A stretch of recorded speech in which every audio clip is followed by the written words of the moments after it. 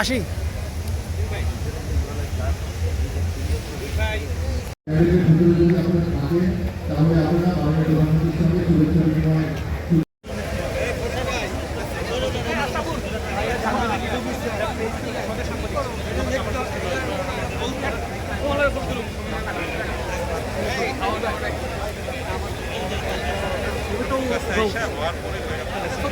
সবাই একসাথে বড় ভাই একসাথে ক্যামেরাটা ওপেন করতে একটা সিঙ্গেল ছবি কার জানি আইফোন দেখলাম আইফোন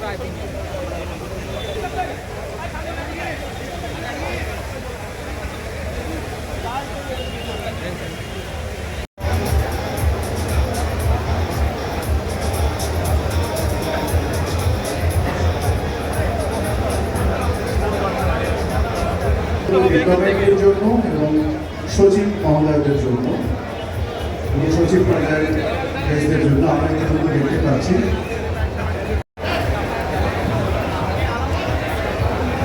আপনারা যারা এখনো ক্যাবিনেটের ভিতরে আছেন ক্যাবিনেটের বাইরে গিয়ে যারা দরকার নেই ক্যাবিনেটের সহযোগিতা করবে।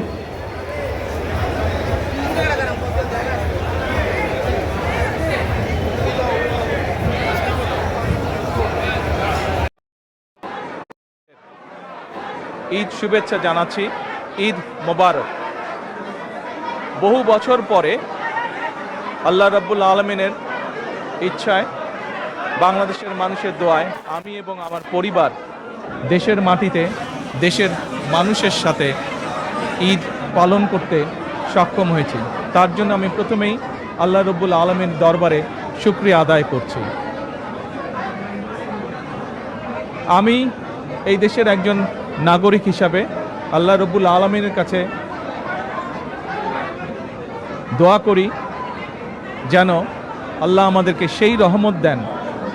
আজ এই ঈদে বাংলাদেশের মানুষ যতটা নির্বিঘ্নে বা যতটা শান্তিতে ঈদ উদযাপন করতে সক্ষম হয়েছে, ইনশাল্লাহ ভবিষ্যতের ঈদগুলোতে যেন আরও বেশি শান্তিপূর্ণভাবে আমরা ঈদ উদযাপন করতে সক্ষম হই, দেশের সকল শ্রেণী পেশার মানুষকে সাথে নিয়ে। একই সাথে আসুন এই ঈদে আল্লাহ রাব্বুল আলামিনের কাছে আমরা রহমত চাই, যেন আল্লাহ আমাদেরকে সেই রহমত দেন যাতে করে আমরা বাংলাদেশের মানুষের সেই প্রত্যাশিত সেই বাংলাদেশকে ধীরে ধীরে গড়ে তুলতে পারি। আজকের এই ঈদের দিনে দেশবাসীর কাছে আমি দোয়া চাই, একই সাথে দেশবাসীর কাছে আমি অনুরোধ জানাবো যে আপনাদের সহযোগিতা যদি থাকে, ইনশাল্লাহ আপনাদের এই নির্বাচিত সরকার দেশকে আপনাদের চাওয়া অনুযায়ী দেশ গঠনের কাজে সর্বোচ্চ শক্তি দিয়ে চেষ্টা চালিয়ে যাবে। সকলকে আমি আবারও ঈদের শুভেচ্ছা জানাই। সকলে দেশের সকল মানুষ দলমত নির্বিশেষে সকল মানুষ ইনশাল্লাহ ভালো থাকবেন, সুস্থ থাকবেন।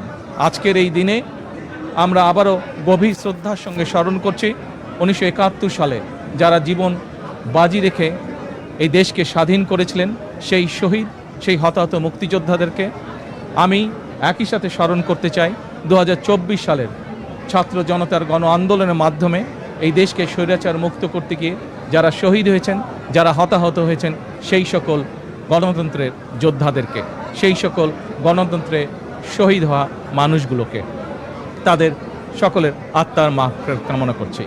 সকলকে আবারও ঈদের শুভেচ্ছা, ঈদ মোবারক। আসসালামু আলাইকুম।